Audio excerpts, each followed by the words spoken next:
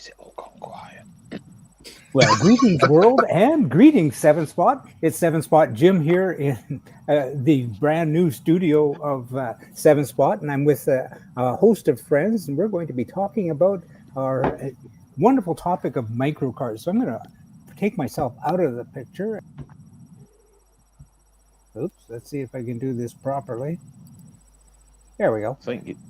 Yeah, there we go. So why don't we start with introductions? John, do you want to say hi? Hi. From Evesham, hi, from Evesham in the UK. Miserable here, miserable weather.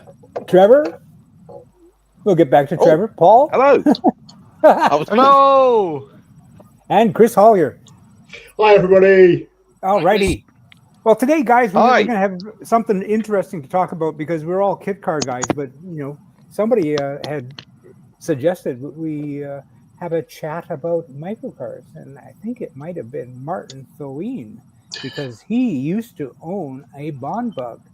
And, I didn't know that. Yeah. Oh yeah. Tell us about your Bond Bug. Tell us about your Bond Bug. I sent you some photos, and that's how we got into that idea. Yeah. Yeah. I bought the first car I ever bought new was a Bond Bug. And there's only ever been two brand new cars in my life. And I bought a Bond Bug 750 ES in 72, I think it was. They only made a few 750 ESs. I find out now. I wasn't aware of the low volume at that time. But I bought it from a motorcycle dealer. I used to have a Honda 175 that I used for commuting that I bought from them, and I part X'd it in on the Bond Bug. I got a whole bunch of stories involving the Bond Bug that probably would not come out with the four-wheel car. I'll just rattle you off a list, and you can ask me what you would like me to tell you in more detail. Some of them are short, some of them are a bit more long-winded. First one, I T-boned a Jaguar XJ6 in central London, and totally his fault, and it was an American driver. And I literally walked away from it, because in the age before cell phones, I needed to ring the police and ring my friend, because I was actually on my way to his place to then go and pick up a camper, which we were going to go to Santa Pod Raceway for the weekend. So we had to contact the rental company. It's not very good telling somebody that you're going to rent from that you just had an accident in your own car. But was that a write-off? No, but the car was very, very new, actually, at that point. And I was buying it on finance, so it was fully comp insurance. Basically, they replaced everything from the front of the canopy forward, like the hinge point on the canopy, and straightened out the chassis, put a new front swing arm on it, and I believe a new front rim. I ended up with a paint job that was better than factory on the car. It was a beautiful, beautiful paint job. I walked away literally with a tiny little scratch down one side of my foot. And I went to this florist, rang my friend. He contacted the rental company. I walked back to the scene of the accident. There's a cop there, and he goes, "Where's the driver from this?" And I go, "That's me." And he looks me up and down. He says, "No way. Like, you must be hurt." You know, no. The circumstances of this accident are crossroads, right? It's a more minor road and a major road, and there's a kink in the intersection. So somebody coming towards you can't see very well anyway. Yeah. And there was a truck coming the other way. So this guy's behind the truck, and then he turns right in front of me. And my foot never even got to the brake pedal. So I hit him. I was luckily only doing about 25, 30 probably anyway. So that was one I got away with. Another one was I was going. That case, I was going to my friend's Bob's that I used to work with. We were both police mechanics, and we used to go to drag racing quite regularly. And one Sunday, I go to his place in North London. I used to live in Wimbledon, so it's a cross London trip.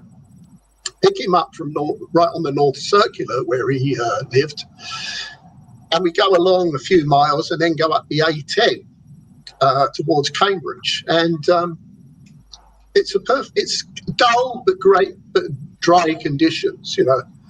And we're going into a roundabout, and as we're heading to the roundabout, there's a guy in a Reliant Regal on the left. And like an idiot, I thought I can outbrake him into the roundabout because I used to drive this bumbug like flat out everywhere. Yeah. And I go into the roundabout, and round the roundabout we go. We get quarter of the way round the roundabout. All of a sudden, the car goes sideways, like with no warning whatsoever.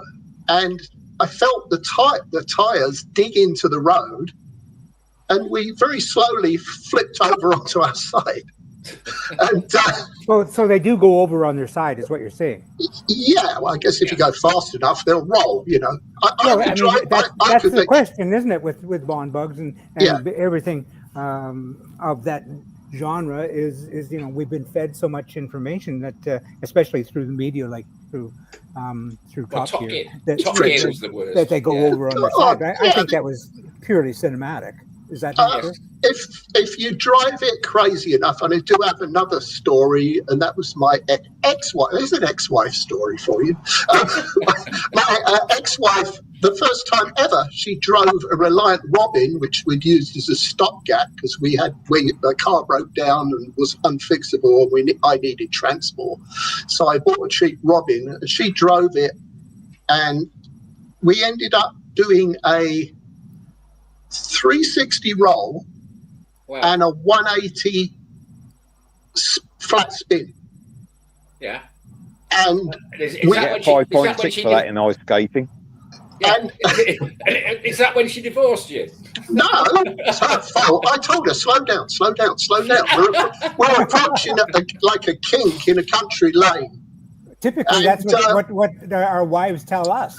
Yeah. Slow down. As I said, stop, because we're heading for a tree at that point. She slams on the brakes and the windshield falls on the bonnet. Oh, my God.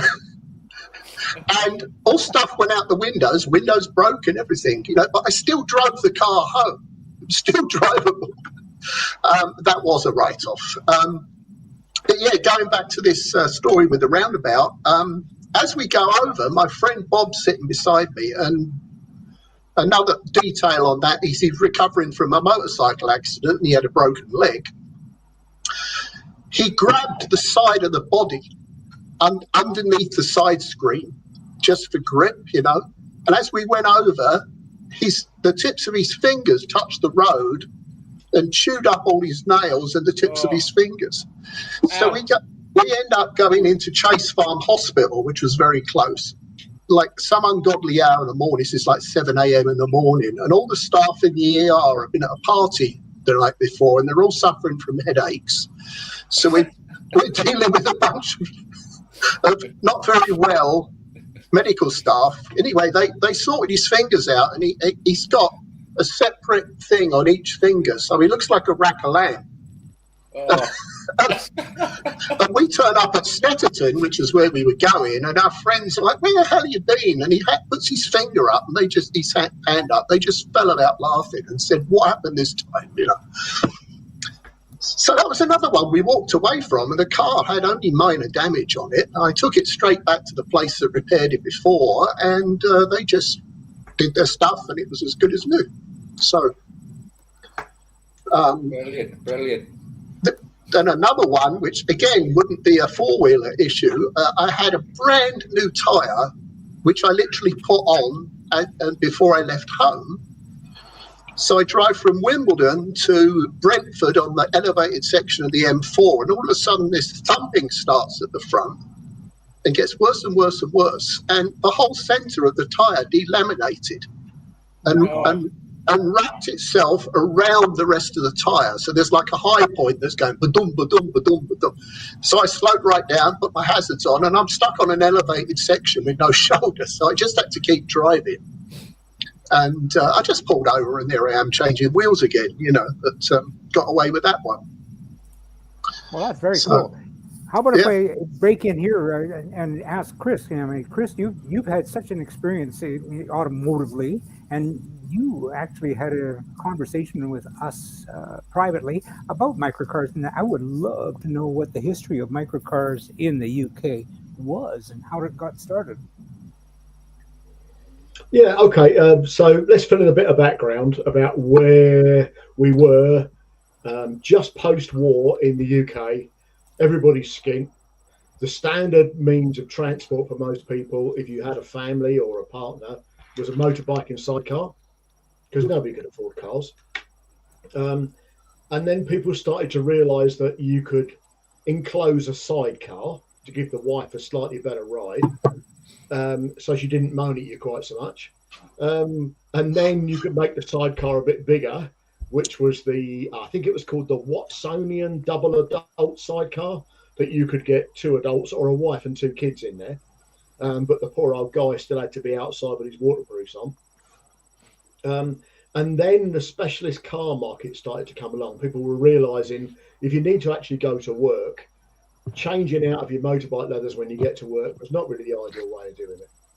So enclosed cars started to come along, but they had motorbike engines, and they were very often 3-wheelers rather than 4-wheelers, because they would escape full car driving license permits and also escape an awful lot of road tax. So it was very much a working man's way into dry transport rather than the motorbike. The motorbike was still a fun way to be, but a 3-wheeled car really started to push things forward.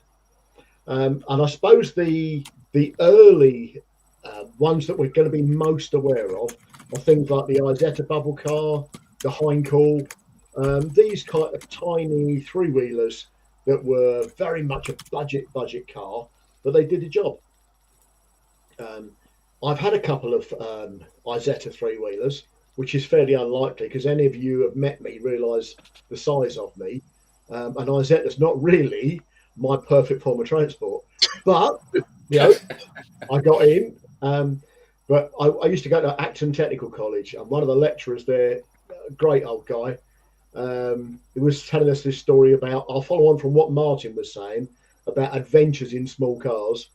The front wheels on an Isetta were the same stud PCD as a Mini. So you could put Mini wheels on the front of an Isetta. So you could put banded steel wheels on the front. Still got a 300cc BMW motorbike engine. That was what I was going to ask. How does that drive with a 300cc engine? Because it's rear-wheel drive, and you don't change the rear wheel, we just change the front ones because they look better. You don't need to worry about how it goes. Yeah, because you can't see the rear ones anyway. Absolutely. There's a lovely story about these couple of young guys early in the morning, steaming down the A40, doing 55 miles an hour, going past Greenford, and come to a set of traffic lights. And the traffic lights are just changing. Whereas normally you'd think, I'll go through the traffic lights. And they suddenly spot the police car at the other side of the traffic lights and think, oh, blum, we better try and stop them. So he's hammered on the brakes as much as he physically can. And because he's got these lovely wide tyres on the front, it's got so much grip, it's gone ding, ding, ding, ding, ding, ding, ding. Yeah. And it's rolled forwards through the traffic lights about 4 times and ended up back on its wheels again. Wow. So this now you've got to remember with an Isetta, the way in and out is through the front of the car, the front door opens. Yeah. So when it's fortunately landed back on its wheels, they've opened the front door. These 2 young lads have got out, looking like they've just seen Roger Rabbit, and the policeman walks over and says, "Yeah, okay, lads, just drive more gently from now." And let them do it. They're never going to forget this one. That's going to stay with them for the rest of their life. They don't need any more fear than this. But I bet them seeing that gets told. Yeah, I bet that gets told down at the police station. Yeah, I don't care if it's not true. It's just one of those things you can visualize and you can imagine. Yeah, brilliant. And Trevor Rolfe, what's been your experience with microcars? Absolutely none. Can we mention the cage? Can we mention the cage again? Oh no, Or shall we not? Right.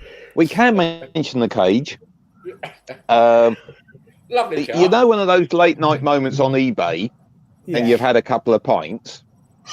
It was one of those. You'd had 4. I think you'd had 4. Yeah. Yeah. 2 or 3 baby shams, and I'm away. And I bought it from a bloke that turned out to be a complete idiot. That he posted the pictures of like all the kit, and when I get there, he said, "Oh no, it was only the frame." So eventually, we had a bit of a renegotiation, and I brought home this ensemble of parts. And for those that don't know, the cage was Cage with a K, and it was a Metro-based smart car thing that Robin Hood came up with. Richard Stewart, who was most of us here will know, he had this interesting technique. I don't know if Chris will agree with me that he could come up with a genius design, and it was like he'd used up all his sort of positiveness, and then he'd come up with something shit.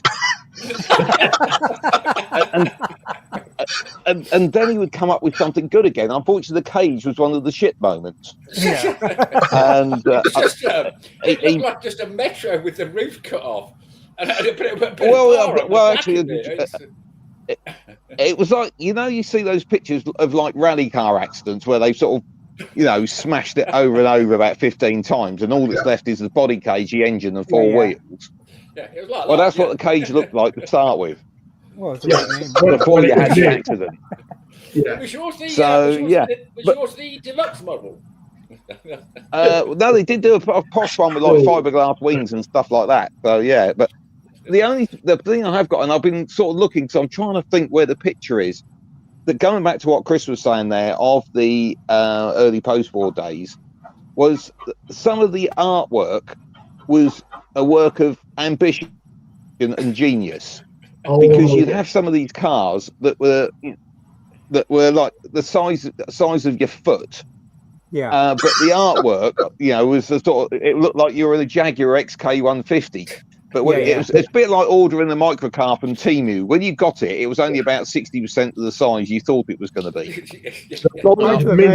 I will sort of lean across because the Bond Mini car exactly. was the worst example of that ever. It was about the size of a shoebox. It would take 2 adults, but it looked like you could fit a family of 4 in there comfortably and your luggage. They were.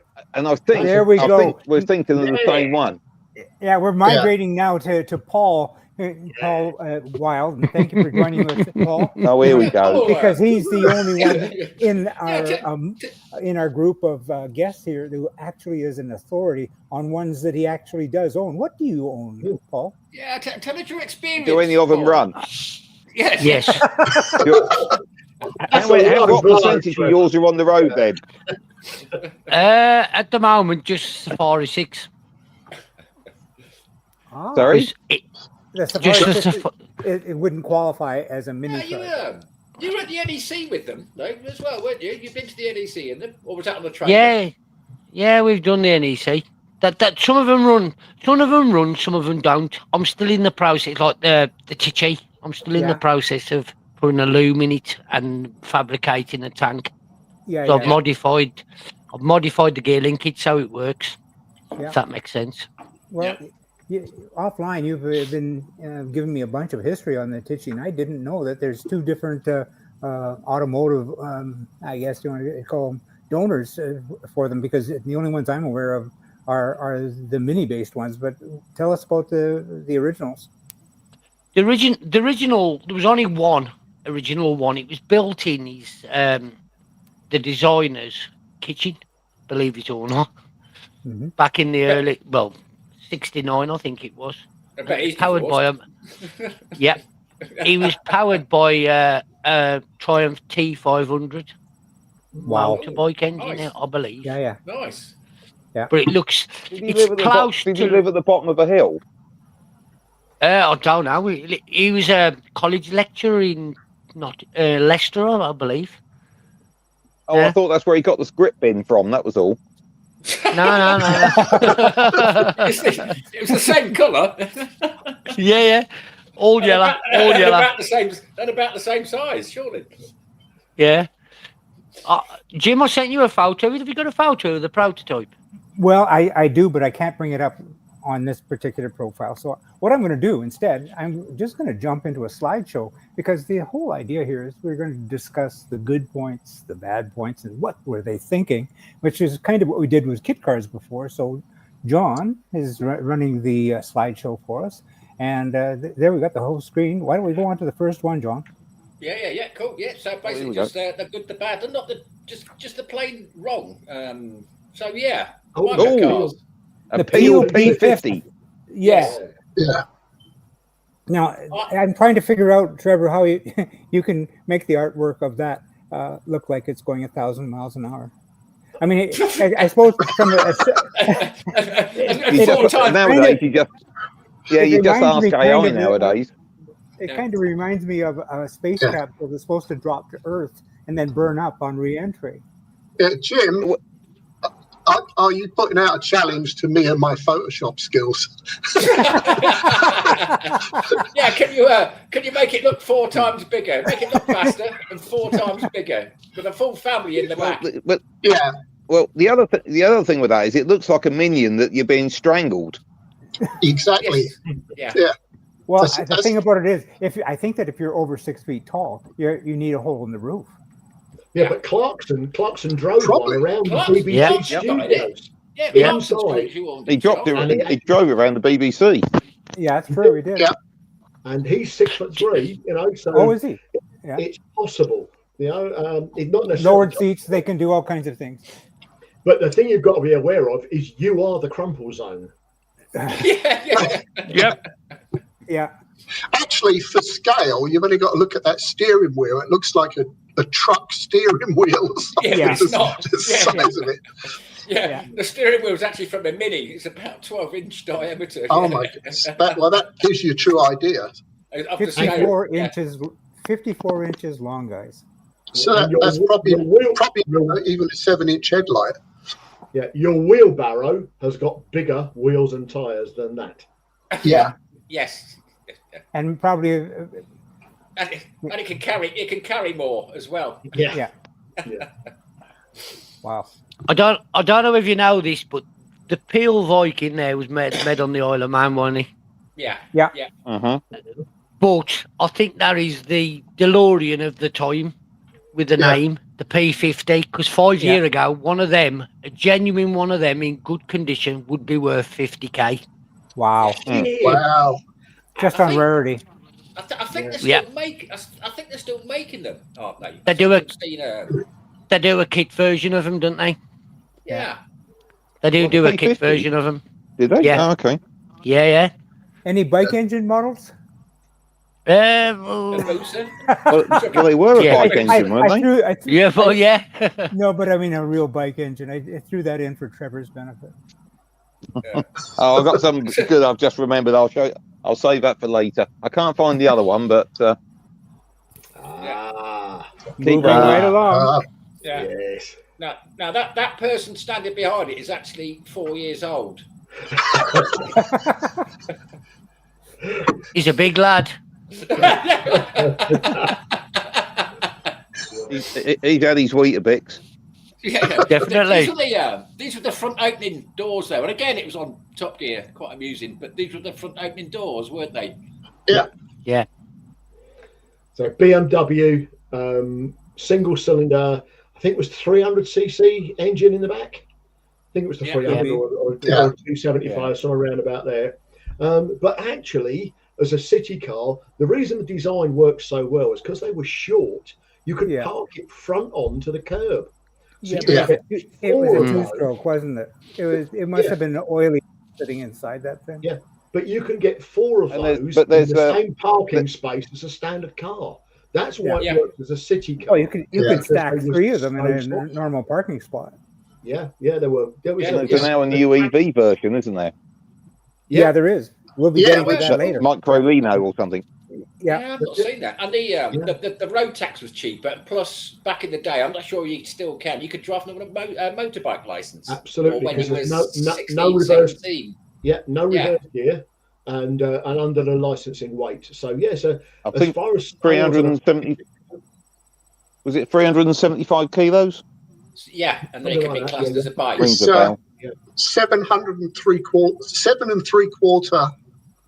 hundredweight. That was the weight. Yeah. Because I know the Reliant Robins, they did have the capability of a reverse box. It was in there, but they blanked it off so they could still classify it as a motorcycle if they wanted. Yeah, that's interesting. But the even had a sunroof. They all came with a fabric sunroof. So if you wanted to sit 3 people in it, you could have 2 people sitting on the seat, and I know this by proof. The third person on the seat backrest with the sunroof out, with the head poking out the roof. That wasn't in the brochure. There's one more interesting one. We had a snowy session, and our local car park at Ruislip when I was living down in London. Lovely big empty car park, Sunday afternoon. A friend of mine had an Isetta. We were messing about in it, and this had a luggage rack on the back. So in 1977, whatever, I had a pair of nice wide-soled modern shoes, and I was skiing, hanging on to the luggage rack on the back, round Ruislip Station car park in one of these things. Yeah, fantastically versatile machine, shall we call it? Do we want a Jimmy Savile Isetta story? Have you got 9 o'clock yet? That's a bit risky. It's clean. Go for it. It's go clean. for it. Yeah, go for it. This is 7 spot after all. On my research, and you are getting a sneak preview of something potentially coming up soon. Ooh. As we all know, that stain on humanity died, and it was all, everything was still glorious. And then they had a big auction selling off his Rolls Royce Fiesta van and a BMW Isetta three-wheeler that he'd had since the 60s, I believe. And had been hanging in some hall in Leeds, and it was purchased by the owner of a care home up northeast who, and I have the quote in the paper. She said that he had offered to come along for free to open the motorhome, the care home, sorry. A care home, yeah. And had gone back several times to see the residents. Oh, yeah. Make of that what you want. But anyway, she paid £22,000 for it. Wow. That's going back a bit. That's going back a bit as well. Yeah, that's 2012, I think it was. And funny enough, about 6 weeks later, when obviously everything got revealed, it's disappeared. Oh. No site, not registered, nothing. Just vanished. I reckon that was an expensive £22,000 that depreciated to crushed. Yeah. Unless someone rung it or whatever, but yeah. Yeah, it's Isetta non grata now. Very, very much so. Well, moving right along, guys. Yeah. Oh my God. Yeah. This intrigued me because it looks like a fabric. It looks like something you do. Well, it is. It is. Yeah. It's a Velarex Oscar, which I'd never heard of, but I thought that the pictures were unique. And it's a Cold War special, isn't it? 1945 to 1971. Wow. It's got to be in fabric wonder. It's got to be in context. This is metal was expensive. East Germany, post-war, everybody is potless. They've got literally nothing. Yeah. What can we do out of what we've got? And that's what they did. And they made a car. So even though we can see what it is, but all credit to them for managing to make something like this out of literally nothing. Nothing. Well, this is from what used to be the Czechoslovakia, which is a slightly bit more frigid in the winter than the UK. And I was thinking that must have been a brisk experience in the winter. Yep, beats the shit out of walking. Turn the aircon on. Yeah. Wow, yeah. Plus you can get a bit of shopping in it as well, and maybe a couple of. I don't know. I can't see from the picture. How many was it? A 2-seater, 3-seater? It's a 2. That's a hole in the back. Yeah. Yeah. Oh, okay. Yeah. You got one of them, Paul? It's actually they've used the space well. I'm looking at it, and I don't mind the design. No. It's strange you use the word frigid, Jim, because I was looking at that badge on the front, which looks a bit extravagant, really. But Velarex, it looks like it came off a fridge, actually.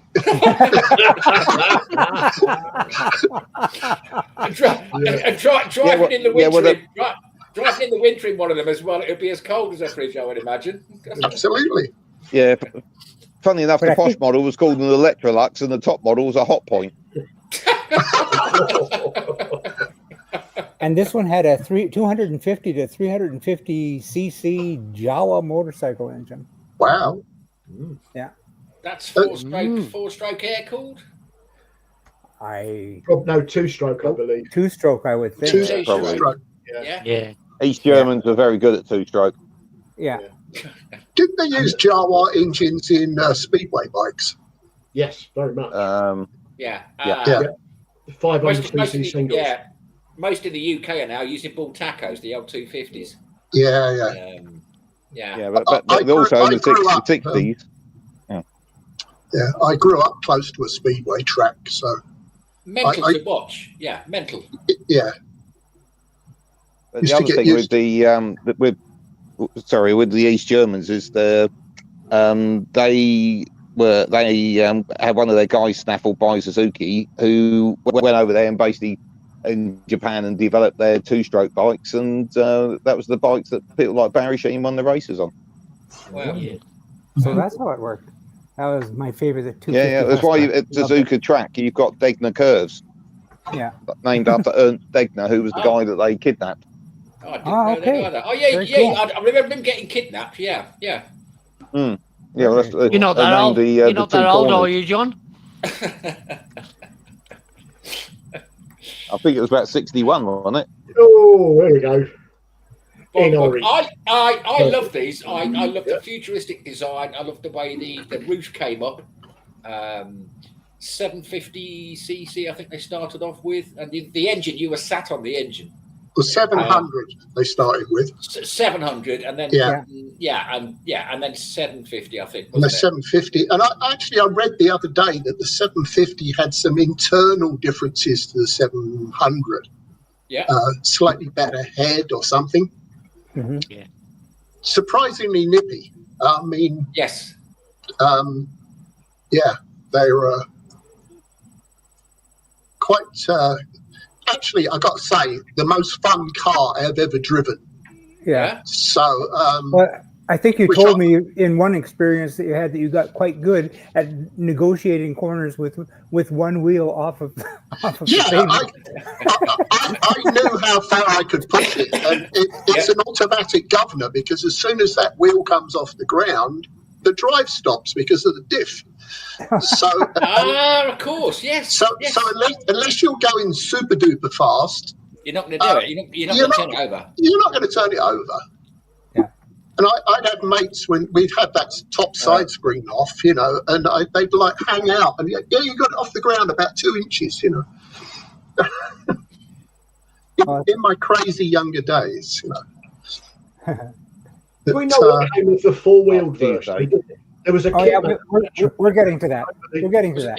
We'll get into that. Was it the kitchen? Yeah. Whatever it was. Can't remember. Yeah. Yeah. No, it was a wheel or something, wasn't it, Chris? Wheeler, somebody. Yeah. They bought the body mold from Reliant, and then they made a four-wheel version. But I don't know what. I thought it would sell quite well, but I didn't hear much more of it. It went quite very quickly. They sold about 20 units. Yeah. Okay. Yeah. Right. But getting back to this, I mean, it's an ogle design by what is it, Tom Caron? Tom Caron from over. Yeah. Interestingly, I didn't know that Tom Caron was an expat from Czechoslovakia. Oh, I didn't know that either. Right. Oh, no, mate. Yeah. Maybe he designed that other one. The Velarex. Oh yeah, that's right. So that was an early attempt. After that, he probably got deported. Yeah. I'll tell you one interesting thing about the bug. It's a wedge, right? So you think it's going to be good aerodynamically. No. But the problem is that front valance behind the license plate is curved. It's like a boat. Yes. Yeah. I know where you're going. Yeah. You get up to speed with one of them, and at about 50-something, it starts to get a wee bit light. Yeah. And it doesn't feel good, Yeah. Well, that's right. You can fix that. You did. Yeah, I sent Jim a Photoshop I did of one with the spoiler that I found. I found an early ABS molded spoiler for an original Mini that would just fit on that front. And it sat at exactly the right angle. And you could literally drive that car flat out as fast as it would go. Yeah. And it felt like it was glued to the road. No, How many clutches did you replace, Martin? Sorry? How many clutches did you replace in your own? Clutches? Oh, yeah, that was me and my multiple 1,000 RPM clutch dumps, you know. I spent too much time. I spent too much time around drag races. I think I did the clutch twice on it. And when you get the gearbox out of the car, you can literally hold it in the palm of your hand. Yeah. Yeah. And the gear gate on it is like an electric switch. It's like so precise. Yeah. It's they're a joy to drive, honestly. Yeah. There were reliable engines as well. The old Reliant engines. Oh yeah. Well, mine I fitted one of the early electronic ignitions, which was called Luminition. It was an infrared triggered thing. Yeah. And the oil I ran in it was one of the drag bike racers I knew was sponsored by Quaker State, the American oil company. And I used to buy my oil from him. So it used to run straight 40-weight racing oil in it. And that thing was never, ever had any issues with that engine. And I used to drive it like I stole it, honestly. Yeah. It's great. And one day on that trip, actually, where we did the flip on its side, I was actually checking. I filled the tank right up because I wanted to do a driven normally, for me anyway, normally, fuel consumption test because I'd never done it before. And fuel consumption test. I literally thrashed it through all the gears because now we were 2 hours late to get into our drag race meeting, and then we drove it all the way out, max revs all the way back, 60.25 to the gallon. No kidding. And that's driven hard, you know. I mean, as fast as it would go. Wow. So yeah, they're very impressive cars, actually. When you say as fast as it was go, what is the limitations on the speedometer? God, I think they had. I think the ES had 100-mile-an-hour speedo in it. I don't know how accurate it was. I couldn't imagine going 100 miles an hour in that baby. That thing, you could cruise at all day long at around 75 miles an hour. I mean, no kidding. I read the speeds that they quote that they're supposed to do, but I know that the things go quicker, you know. But you couldn't do it in a stock one because it was completely hairy to drive because of that shape of that nose. But with the spoiler on it, no problem. Oh yeah. I got it. You've obviously seen that one with the Hayabusa engine in it. Yeah. Well, that's a different discussion. But I mean, I'm very interested. I mean, it's got the single wheel in the front, and it's just dampered with a small spring. How did you find that in terms of cornering? Yeah, was the front wheel wider than the rear ones, or how did that? No. The single they were all the same, and at the time, I think Reliant on all their vehicles recommended that you only use cross-ply tyres because the slip angles on a radial tyre are different. Yeah, and give way earlier. Yeah. It basically was kind of self-governing to an extent. You didn't want too grippy tyres on it. So yeah, there were differences. They were only like standard 5x10 or something mini wheels. Yeah. I fitted 6x10 Mamba alloys on the back of mine, but still with the stock tyres. Yeah. That just widened it fractionally at the back. And I had to add a little wheel arch lip on the back, but you're a hooligan. I was.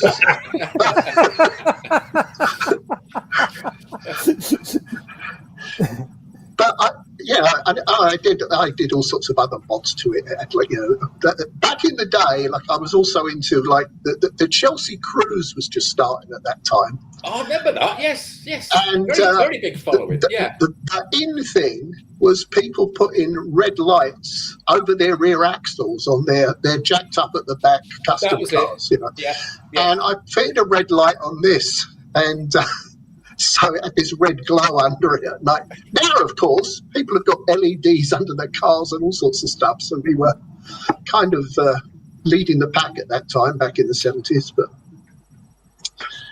yeah, just stuff. And I had a Lucas, a pair of like a high-intensity fog lamp one side of the license plate and a reversing light the other side. Various other little odds and ends I did to it, you know. Yeah. But it was pretty much, you know, nothing messing around majorly with it. Very, very fun car. Yeah. Brilliant. And Very there's cool. a technique for getting in them in the rain, because if you think about it, when the roof's up, the rain's pouring in. I basically used to.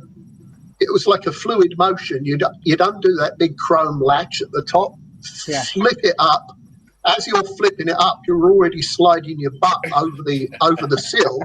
Yeah. Because that black side screen goes up with the canopy. Yeah. And I thought there were doors. I thought you could open those separately. No. Oh, okay. You can take them off. Yeah. The top bit is removable and will go in the trunk. You can tell I've been living in Canada for 25 years now, right?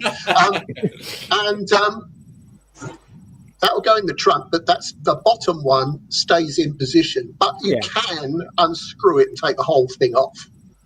So I never did that, because you get plenty of fresh air with the top ones off. As you say, when it's raining, you've got to be quick getting in there. Yeah, so I'd swing. I mean, the seating position in one of these is kind of like a GT40. You're almost laying down in there.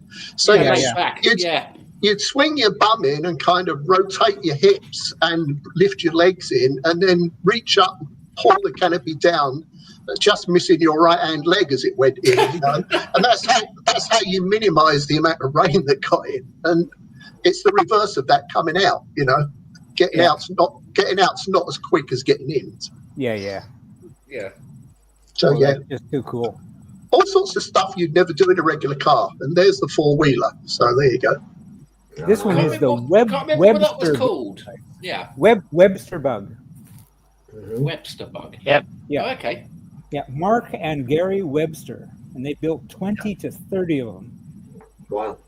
And they have a rarity factor of what is it? They write down here, rarity factor of unicorns. I don't know much about those at all. I mean, I knew they made them, but they I've built not seen many. Yeah, there's probably about 4 or 5 in them still about. So that's the reason, right? And even though I believe it's Gary, because he's got a website that he's dedicated to the Webster bug, and he is out there, but I haven't been able to make contact with him. I tried. It would be just lovely to have a chat with him. Now, as I understand it, they have a mini subframe for the front suspension. Yeah. Mm-hmm. Yeah, and that's about as much as I know. Yeah, but the rest of it was as the Bond bug, I believe. Same engine, same Reliant axle, same folding canopy. It was literally just their way of converting that single front wheel to 2 front wheels, just to use them in the Yeah, you can see that in the back. I was going to say it looks identical. Yeah, it's funny how we're so familiar with the free-wheel shape. To me, that doesn't look right. Yeah, and the headlights are a different shape too. Yeah, they're sort of rounded. Yeah, the headlights are the one design bit that just niggles me from an aesthetic point of view. I think if it had rectangular lights, it would look better. Well, having said that, I know that they do make a Webster bug, or they did make a Webster bug that has the uniformity to the Bond bug, just the full wheel version. And in my way of thinking, it's a better look. Now, I use this because it's a Wikipedia Commons photograph that I'm allowed to use without, stepping on anybody's copyright. So I'm kind of looking. I'm kind of looking at it, Jim, and what it suggests to me is a Bond bug with the front end of a Mazda Miata. Kind of, yeah. That's kind of what it looks like. I was going more Frog Eye Sprite. That's what I was thinking too. Yeah. Maybe a bit of Lotus Elan. No. No. Okay.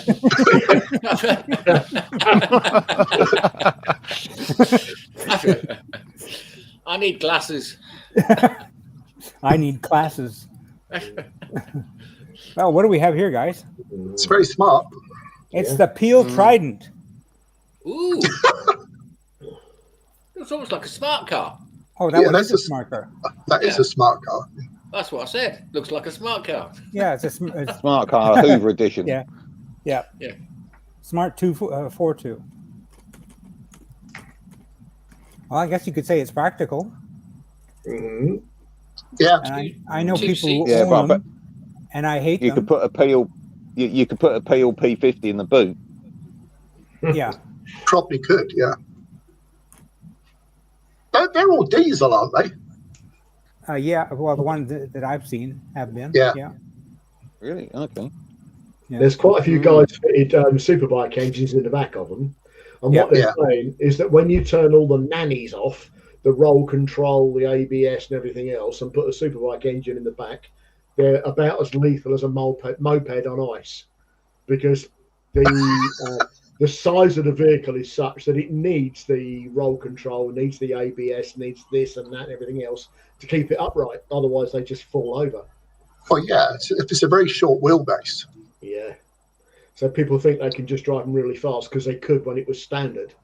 But unfortunately, with all the nannies, no, without those, you can't do it. You can't do it. What's the Mercedes car? It wasn't quite a micro car, but it's the one where they... Well, I think they're branded by Mercedes, but I think they're made in Brazil. Yeah. So who's Postman Pat? Someone's put a comment about Postman Pat. Postman Pat, Jim, it's a cartoon in the UK which is very popular about a postman that goes around delivering letters and all kinds of malarkey. Comes up, and whoever's posted that, yeah, you're right. If you look at any Postman Pat cartoons, he drives a 4.2. Yeah, it's like a cartoon thing for kids, and it was based. Well, people think it was based on a Williams from Italy, which is another micro car. And that did have a bike engine in it. I can't remember the engine. It wasn't a Villiers. It's a funny thing when I hear the word bike engine, I do not think of a 250 to 350 Jawa. It just doesn't ring true for me.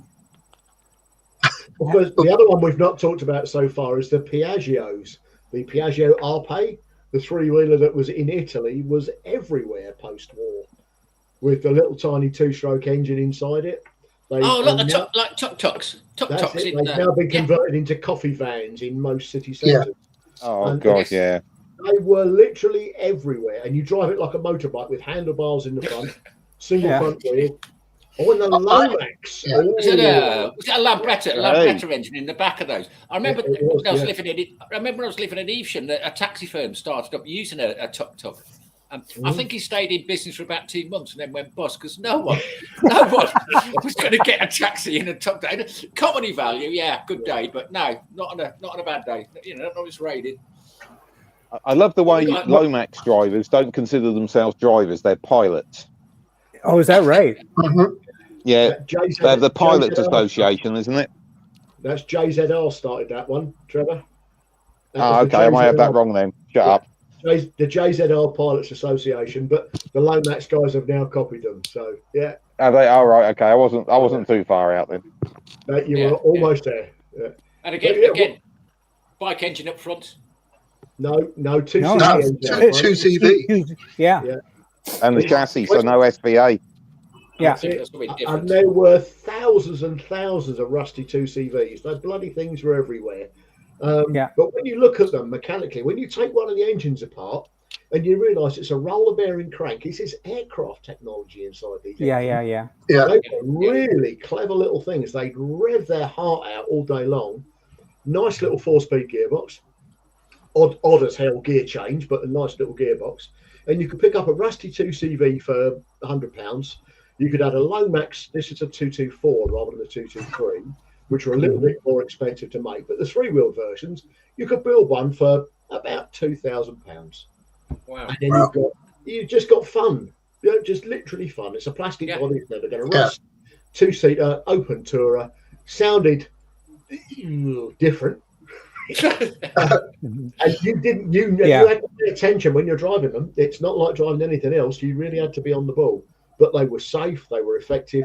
60 mile an hour, you're pushing it. Good cars, really good quality fiberglass. That's the one thing that made them sell very, very well. It was thick, it was straight, and yet they went together well. So it's a good little kit car. Are they still in production? No, long gone now, I'm afraid. Yeah. Do you want a really funny Tim Dutton story? Go on. But why not? I went to the NEC the other week, and I actually had a sort of semi-day off of just going around talking to people, and Tim was there. And Tim, as Chris will know, is always good value, isn't he? Lovely. And I sold it all up to him on his stand, and we were having a bit of a chat. And he says, Trev, do you know what the funny thing is? He says, I was here in 1984, and it's all still the same bloody cars. Because he come to the motor show, and this is when he had the battle with Ford over the Sierra name.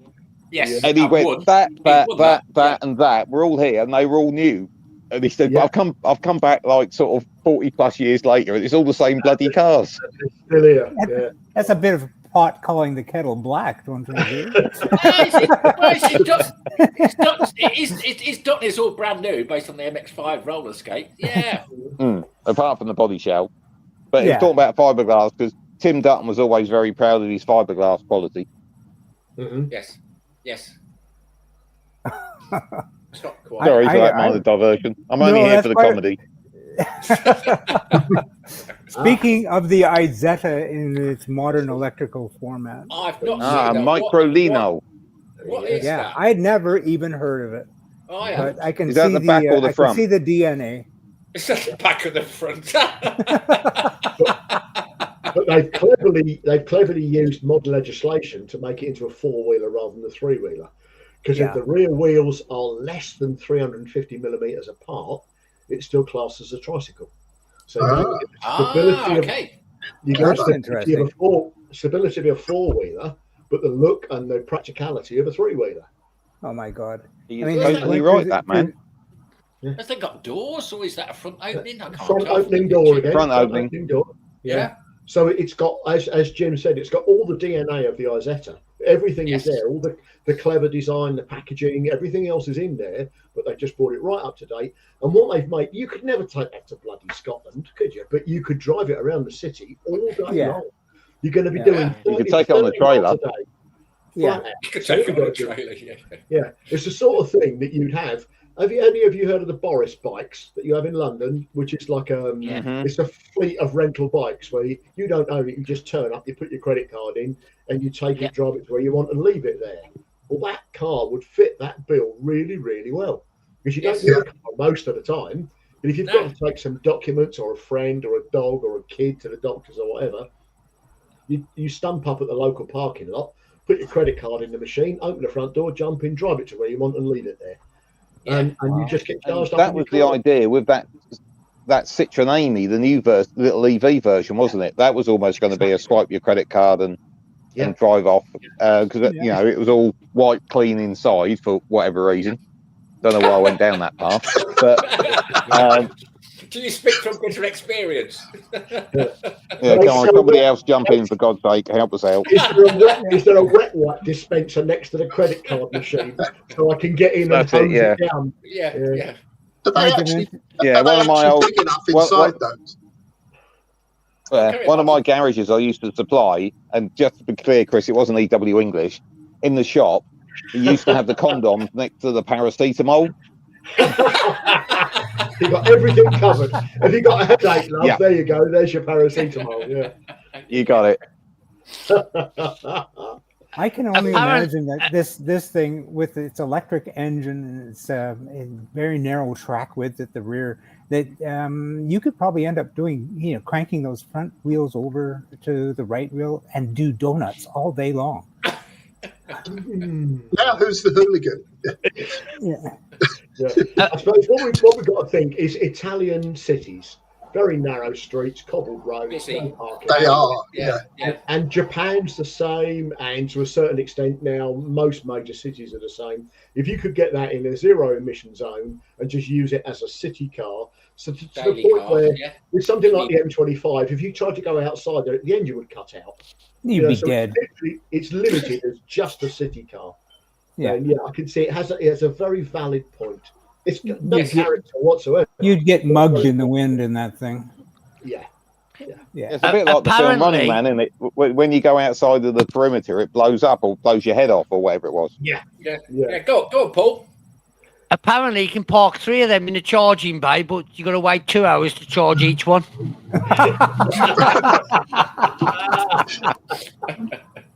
That's great.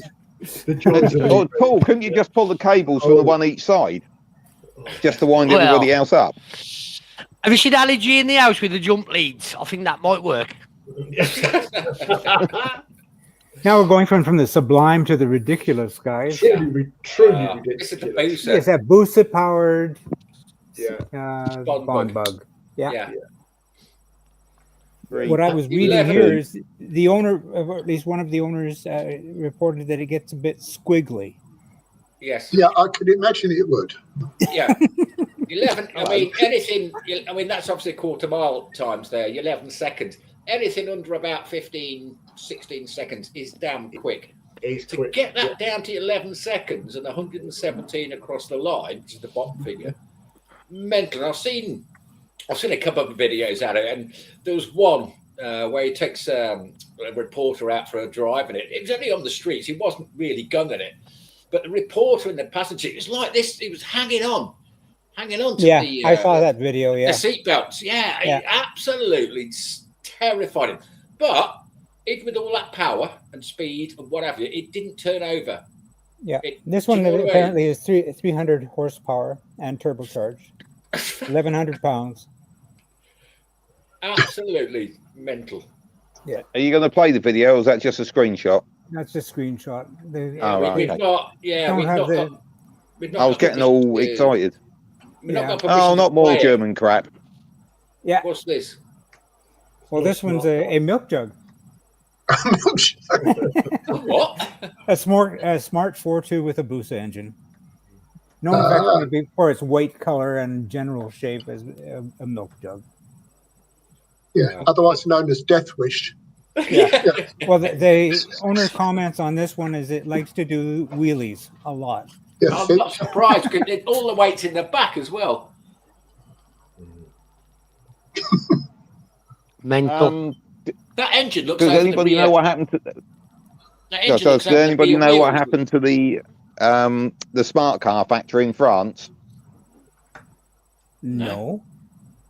Well, there's a little story, very, very briefly. You know the new Grenadier, which is like the Land Rover facsimile thing that the bloke from Ineos has come up with. Yeah. Apparently, there was a deal. There's a reason why that thing uses a Mercedes engine, because he got access to use the factory for his production line. Because originally it was going to be built in the UK. Oh, okay. But Mercedes come along and said, "Oh, we've got this factory that's coming available. Would you like to use it? By the way, if you want to use our engines, you'll be using that factory." Wow. A little bit of trivia for you. Wow, very cool. That killed the conversation. Yeah. No, but in that oh, here we go. Now, this is That's a your bloody good opportunity. That was at Malvern. That was at Malvern, and I don't remember it snowing there. I don't know why they need a gripping. Come on, Paul. This is your moment. What to you, Paul? This is your moment, Paul. Tell us all about it. Well, it is what it is. It's a mini Chichi. Yeah. That is actually the pre-production prototype mini version of it. That's the one we were talking about, yeah. So that is the one that actually was in all the advertising campaigns. They did rebody it to the later spec. Yeah. Well, yeah. Brilliant. And the yellow colour on that and the fiberglass.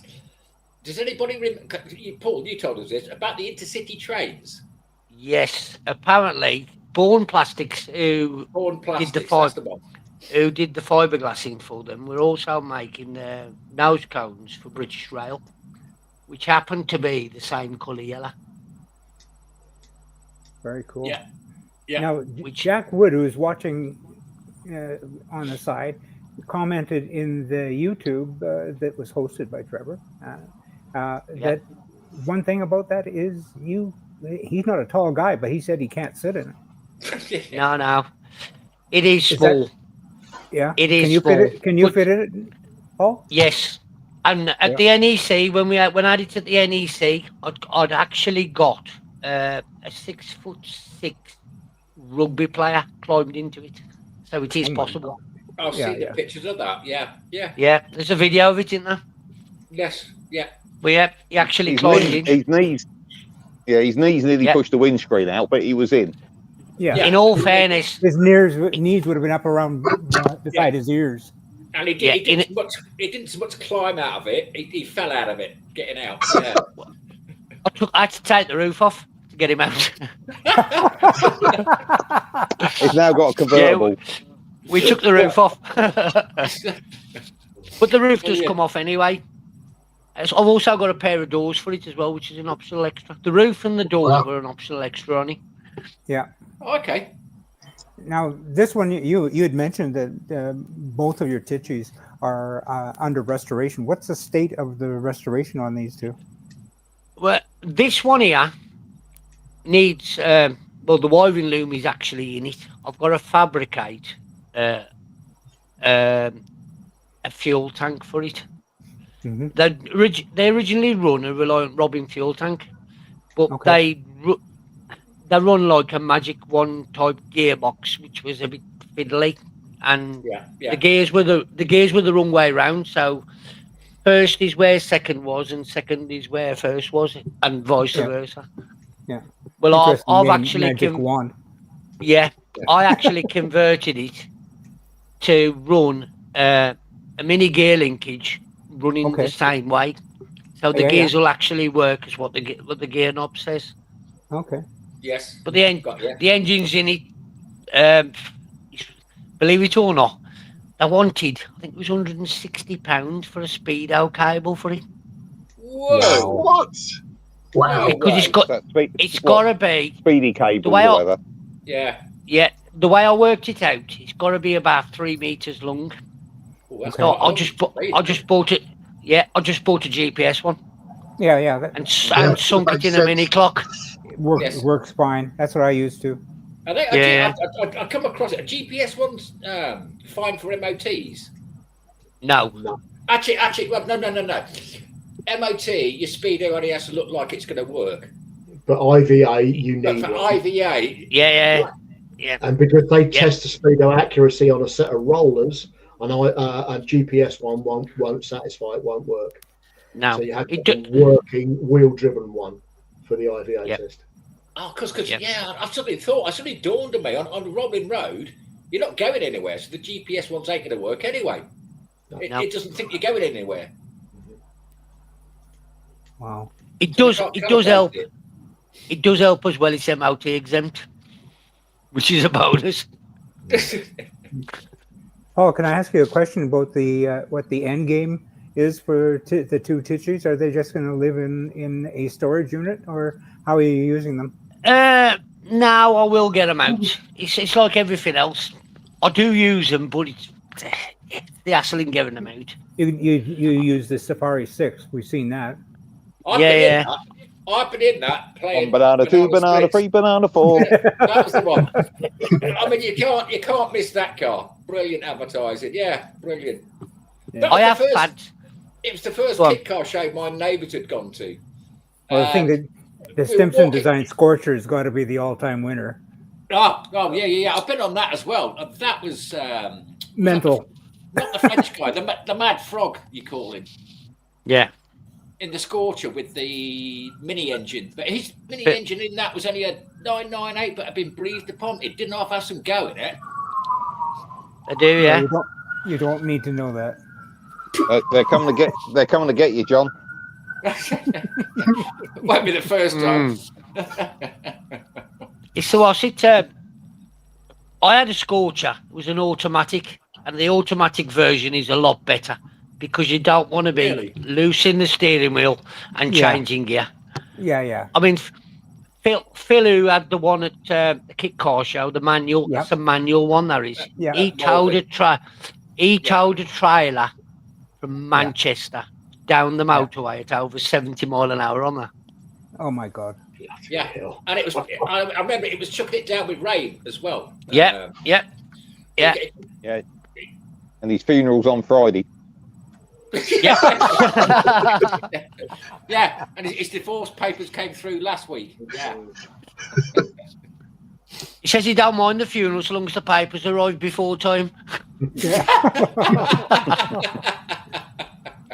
So you're on the end game with the Tichy it's in sight. You're just looking at the wiring loom and what comes after that. Yeah. Well, I don't know if you know, but every time we do the NEC, I like to take a different car every time. Yeah. So I've been overtook by other problems. Yeah, I've had another car come in, or I've been offered a car, and I think, right, I'll get that one done, get it rolling or whatever, and take that to the NEC because nobody's seen one. Yes. I'll get sidetracked. Yeah, Paul, just tell us, can you just quickly tot up and tell us how many mini kit cars you've got? It's gone quiet. He can't count, he can't remember. It's lots. No, he's run out of fingers. Love you, Paul. I've got about 7. 7. Oh, okay. That's not so bad. Yeah, that's all right. Oh, yeah. So for a Brummer, you can count that on one hand. Yeah, I've got 7 and about 6 minis as well. Oh, wow, you didn't mention the minis, so you got 7. I got a Mark 1. And then 6 I got a Mark 1 Golf GTI as well. Ooh, nice. Just to take aside, Paul, are you doing the show in the spring at NEC? Fingers crossed, yes. Okay, I'll bring confirm you are, and I'll bring those bits up for you. Yeah. We have applied. So fingers crossed, women. Okay. But you with your microcars and your mini kits, you won awards at the NEC as well, haven't you? Yeah. We won the restoration show and the classic car show. Right, so and these small cars are getting some attention now, like mini kits. Oh yeah, definitely. Yeah. The mini Chichi there. One of the insurance companies did a feature on it, and they reckon it was the most looked at car at the show. Yeah. Was that Howden's or Lancaster? Yeah, I think it was Howden's. Was it Howden's? I think it was. Yeah. I do remember seeing it. I can't remember the insurance company. I think you're right. Yeah. It probably was Howden. Right. The most viewed and photographed car. Was a microcar. Yeah. Well, technically not a microcar. It's close. Yeah. It's close to a microcar. It is cool. If we got to the end of the slideshow, can I present you one that you probably don't even know about? Can I get it in the right place? Bridge. Oh, thank you. That helped. Mopetta. Oh my God. Yeah. That's a slightly oversized shoe. Yeah. It looks a bit like something you'd give to your kids for Christmas or something. It looks like something off It looks like a pedal car, for crying out loud. It's something like a fairground ride. You know what I mean? It was launched at the Earl. Here we go. Earl Courts Motor Show, 1956. It was a money German racing driver that convinced the world badly needed miniature motoring, and the Mopetta was one of some half dozen attempts by him to put his ideas into practice. It was 5'7" long, 2'11" wide, and weighed 61 kilos, and had a 49cc moped engine. Wow. That would have absolutely flown. Yeah. Wait a sec. Hang on to that, Trevor. One more moment. Okay, there we go. Yeah. That is unbelievable. It looks about big enough you could get a Hayabusa engine in it. And of course, I'm waiting for Trevor to say that's just wrong. There we go. In the same book. Yeah. There it is. Yeah. Oh, and the book. It's a classic. I've actually got it. Yeah, cars that time forgot. There's the Simpsons. Yeah, I got it. The Simpsons Scorcher. There's a classic comment from Steve Hole in one of the magazines where Barry Stimson said, what he said about the car, Steve Hole, it's the most bonkers car he's ever designed, but it's not one of the most best sellers. And then you look at it and you think, I wonder why. yeah. But if you remember driving that when you went on that round, the kit car show, Malvern. Yeah. That car got more looks than any other car that was there. Absolutely. The reactions on people's faces was unreal. It's like, what the hell was that? But you could actually legally get 3 people on that. But it was only the rear third person that had to wear a helmet. The 2 in the front. Weird regulations on that. Now, wrong way. The rider would have to wear it, wouldn't he?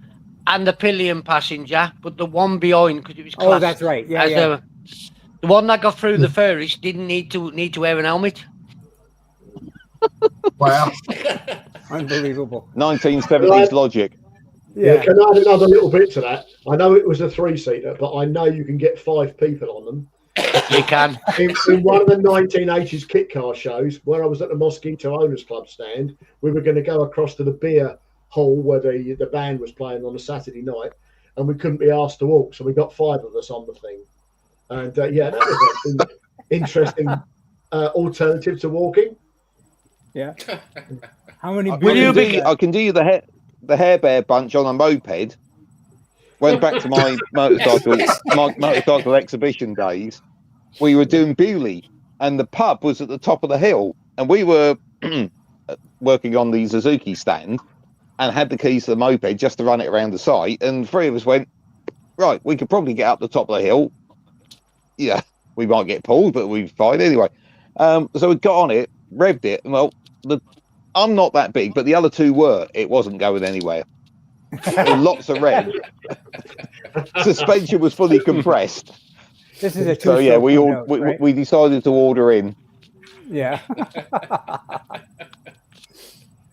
Well, guys, as usual, we're on for an hour and 11 minutes. But this has been riveting discussion, and I'm absolutely blown away with the cult following of microcars. I mean, it's just unbelievable when you think about it. I mean, we think about kit cars being a cult to ourselves, and we are, but the passion that these guys have with these micros is just unbelievable. You know what it is? Modern cars have taken away the fun out of motoring. Like, everything's done for you. Yeah. You know, that's why 7s are so popular, because it's no fun. It's you in the car. it's you in the car. You don't have all the nanny stuff going on, you know. Yeah. I look at some of these 7s with the heated seats, and I said, like, you're missing the frozen bum experience. You know? Yeah. And your frozen feet. Yeah, your cold feet. Yeah. Yeah. I've never had cold feet in the 7. Never, especially in the summer. No, I wouldn't think you would, with the engine being where it's at. Yeah, exactly right, and a firewall that's made out of aluminum. Exactly. Aluminium. You know when you're getting the full 7 experience, where even with the waterproofs on, the rain has gone down the back of your neck, from your shoulder blades, gone all the way down, and it's just tickling at the top of the crack of your bum. Then you know you're getting the full 7 experience. Well, that's what I said about mine is it's remarkably watertight, and I found that out by driving in the rain and having the water level rise by 2 inches inside the car. Yeah. A quick note to myself: don't purchase a 7 car. What should we buy instead? Maybe a Mini? Well, you think you've got better stuff? That's posing a question. Did anybody ever make a Lotus 7 based around Mini running gear? No. Oh, no. Something's nagging in the back of my mind. Hang on, what was the? Hang on, whoa! Hang on, wasn't there? There was a similar kind car. There was a similar type. Wasn't there a setup? I sent Jim a picture of a 3-wheeled Lotus 7. Yes. Yeah. Yeah. but it's based on Reliant running gear. Yeah. But it's literally like a 7 with no front axle. There's just these panels going down to the nose cone, you know. Yeah. Well, it's interesting you mentioned the mini running gear on a Lotus 7. I mean, how are you going to do that if it's front wheel drive? I mean, it wouldn't be a Lotus 7 style. There was a thing called a Falcon, which was 2CV based that looked like a Lotus 7.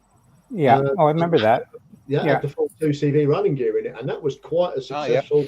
Not in sales volume, but it was quite a coherent design, and it seemed to work reasonably well.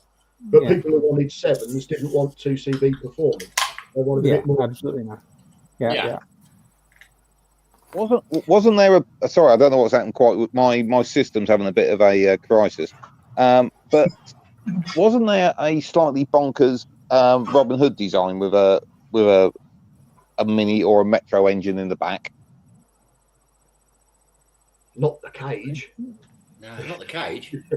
No, it wasn't the cage. That was front engine.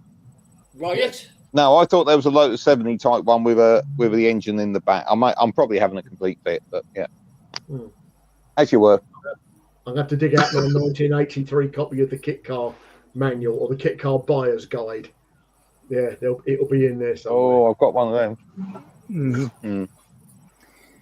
Well, guys, I'm going to wind this baby up. I'm going to say thank you very much for joining us today, and happy motoring, and we'll see you all at 7 Spot. Good job. Thanks, Jim. See you soon. Bye-bye. Be seeing you. Cheers, Jimbo. Cheers.